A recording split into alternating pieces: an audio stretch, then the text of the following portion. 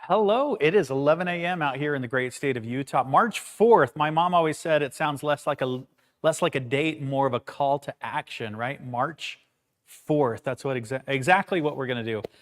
We will march forth. Welcome for those of you that are attending. Thank you, appreciate you being here.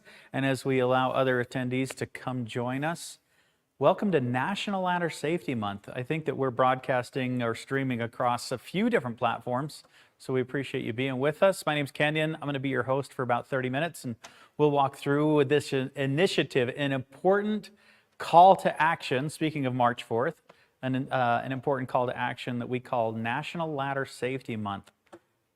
Sponsored by the American Ladder Institute. The ALI is a trade organization among all or most ladder manufacturers, especially here in the U.S.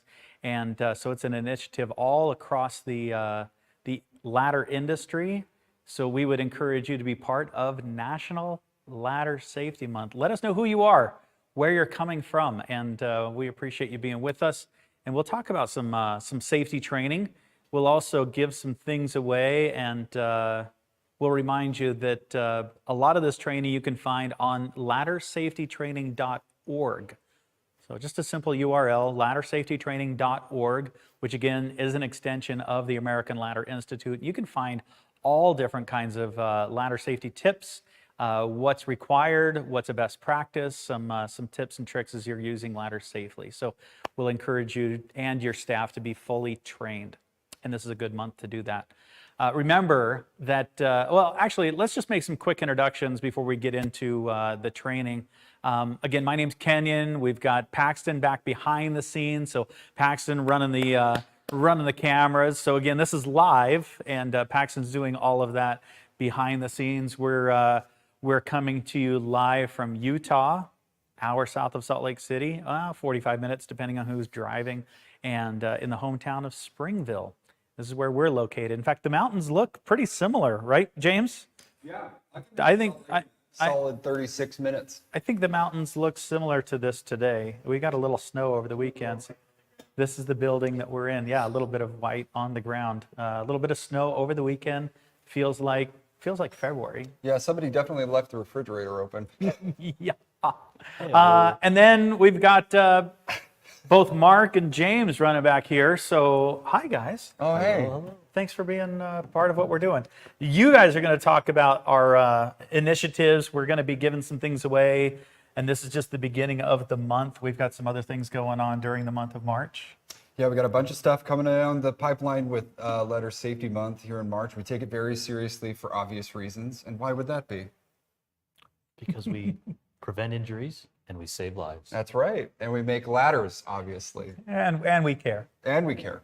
Yeah. About the men and women that actually do the hard work. That use ladders. I'm right? what's called the soft-handed boy. So, yeah, let's get into that in just a little bit. Okay, yeah. Awesome. We'll come back and check in on you guys in a little bit.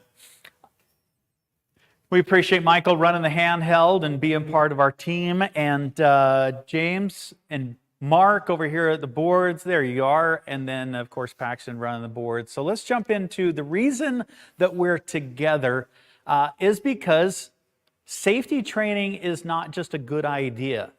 It actually affects a lot of people. And it may surprise you that today in America, on a Monday, 2,000 people will go to the emergency room because of a ladder-related injury. On average, 100 of those people become permanently disabled, and there will be a fatality. Today, it'll happen again tomorrow, and on average, about 400 fatalities every single year because of ladder-related injuries. So this is a family member, this is a daughter, this is a son, this is somebody's family that will be forever affected. And OSHA, knowing these statistics, has mandated that ladder safety training be required. This is not just a good practice. It's not just suggested, but employers that expect their employees to use ladders shall provide a training program for each employee using ladders. Makes sense. that OSHA would require people to understand, select, care, and use ladders in a safe manner. So what we're doing today is only one part of a 4-part series that we're going to be doing throughout the month. So today we're going to be talking about training and awareness. Later on this month, we'll talk about inspection. So if you think about ladder safety, it really comes down to 4 bullet points or 4 chapters. The first chapter we're teaching today, which is choosing the right ladder for the job, being aware of statistics and training. Of course, later on this month, next week, we'll be talking about inspection. Why inspection for ladders and ladder safety is so important. And then on the 3rd week of March, we'll be talking about setup and stabilization, setting a ladder up correctly, because there are some requirements. There's also some best practices. And then, of course, we'll round out the month of March by talking about safe climbing. So again, ladder safety comes down to some pretty simple, very important bullet points or chapters that you can see here on your screen of choosing the right ladder, inspection, setup, and safe climbing. So today we'll be talking about choosing the right ladder for the job. It may also surprise you that ladders, again, do affect a lot of people. We talk about the statistics of 2,101, but OSHA keeps track of the number of violations that they write. And it may surprise you that of the top 10 reasons that OSHA writes violations, that 4 of those top 10 reasons are related to working at heights. And more important than the violations are the people that are affected. Look at this. This is OSHA's fatal 4. And if we look at number 1 compared to any of the others, number 2, number 3, number 4, I think it's surprising to find that we are 5 times more likely to be killed working at heights than we are by almost any other reason. So again, this continues to be a reason, a call to action, a reason that Little Giant would set aside some time today, and why the ALI would set aside the entire month of March to talk about ladder safety training, because it really is. These statistics bear some responsibility. So if we're choosing the right ladder for the job, let's just talk about that today. When we're choosing the right ladder for the job, we want you to choose a ladder to do the job. It does get tempting to stand on things that are closer, things that are more convenient, things that might be in the same room. And it could be carts, it can be 5-gallon buckets, even a desk or a chair. I've seen all kinds of, pictures on the internet, but I've seen even in my own travels or even in my own home, people taking risks. I won't say who, but there's only one other adult that lives in my house, so we'll let you be the judge. Okay, so we want you to choose a ladder. When you're choosing the right ladder for the job, make sure it's the right material. Ladders come in different materials. Metal ladders are okay if you're not working around electricity, but right as soon as you're anywhere near an electrical current, open live wires, we want you to choose a material that's non-conductive. Fiberglass is usually the choice for most professionals in 2024. So choose a material that's appropriate for the work that you're doing. Choose the correct weight rating. And in America, weight ratings begin at 200 pounds, 200, 225. We would recommend these 2 higher weight ratings of 300 and 375, because it's not just you on the ladder. It's you and steel-toed boots, you and PPE, maybe 2 or 3 layers of clothing if you're working outdoors, and then every tool, every piece of equipment that's on the ladder. So we need to account for everything. We also need to account for everyone. Remember that you have coworkers that may have other requirements than you do. So think of everything, everyone. Choose the right weight rating. Also choose the right style of ladder. Remember that ladders come in different styles. A-frame ladders, step ladders are for freestanding work. Extension ladders are to gain access to upper landings. Multi-purpose ladders have their own purpose for stairs or multi-purpose applications. Did you know that Little Giant invented the multi-purpose ladder? 1972, we now do it in fiberglass, we do it in aluminum, so the Conquest All-Terrain, Dark Horse, lots of multi-purpose applications that Little Giant has created. A lot of innovation out there in the marketplace. And then, of course, OSHA requires that we choose the right style of ladder. So this is not just a best practice. It is required that we only choose ladders for their intended design. And what does that mean? It means that we don't take risks. You don't take a stepladder and use it for unintended purposes. But we see it, don't we? And that's why the King Combo was invented. That's why Little Giant has created solutions like this, where the back legs are used in a closed, locked position. So now we can do that work safely. The skid-resistant pad can rotate so that we're in corners, we're on corners, against studs, pipes, or poles.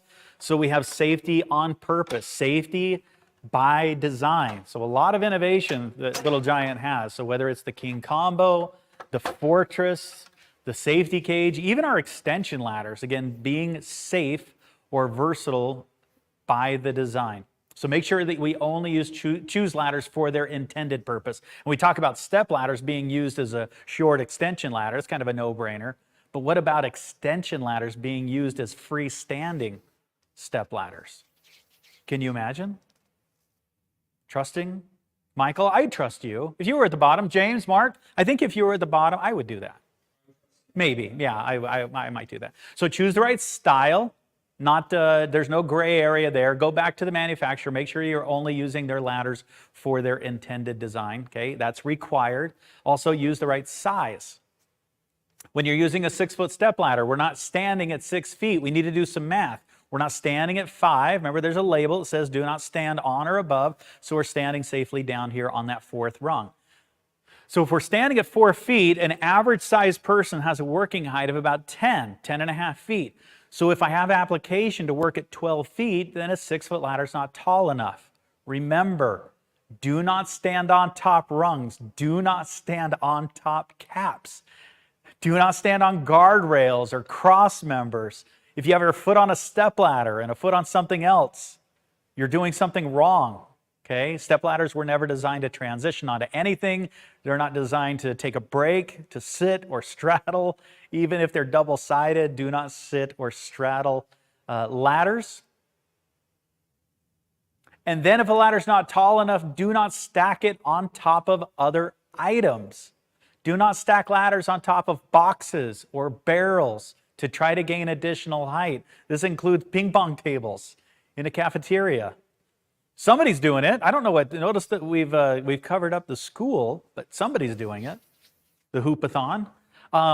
So don't stack ladders on top of other items, and this includes other ladders. Ladder sections are not to be tied or fastened together, regardless of your knot skills, right?